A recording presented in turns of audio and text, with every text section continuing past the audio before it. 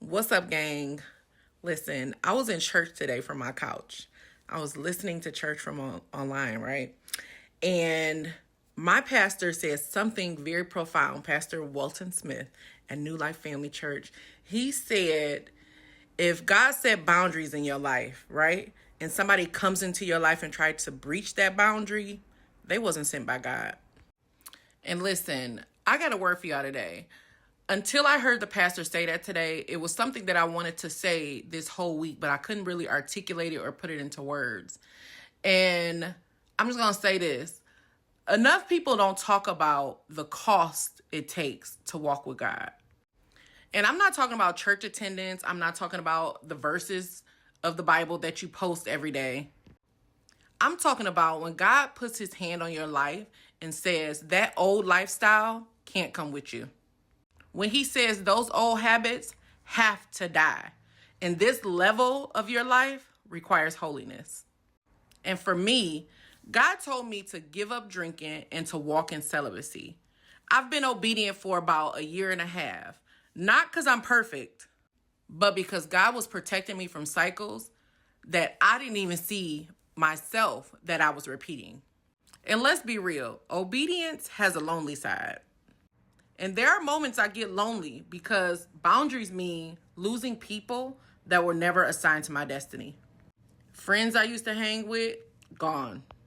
Connections that I thought were genuine, those faded when they realized I wasn't compromising anymore. And baby, dating in this generation, sex is the main priority for most people. The moment when you say I'm waiting, suddenly you're doing too much or you're acting different. Listen, and here's the truth that I had to learn. Anybody that's trying to pull you back into anything that God pulled you out of was not sent by God, period. If you come into my life and you try to pressure me to drink, you wasn't sent by God. And if you try to convince me that celibacy is unrealistic and unnecessary, you wasn't sent by God. And if you show up trying to breach the very boundaries that God set out for my soul's protection, you wasn't sent by God. And listen, when God sets a boundary in your life, he's not blocking you, but he's protecting what he's building in you. And God is telling me that somebody is watching this and they're feeling that pressure too. They're celibate, they're healing, they're breaking old habits. You're finally choosing holiness over your feelings. You're finally saying no to people who were used to you not having boundaries. And now you feel the warfare of people trying to get access to the version of you that no longer exists. So let me encourage you. If someone is disturbed by your boundaries, they were benefiting from your lack of them. Stay strong. Stay committed. God honors what feels unseen right now. You're not missing out. You're being preserved. And don't allow the enemy to plant the seed of loneliness in you. Because listen, when you're being obedient to what God has told you to do, the boundaries that God has told you to set, we don't get lonely. God is always with us. And when God sends the right people, they won't pressure you, they won't tempt you, and they will not try to breach what God established.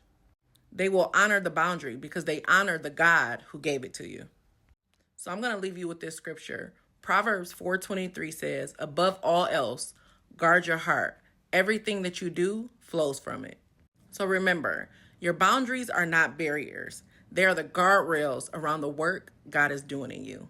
Love y'all. Bye.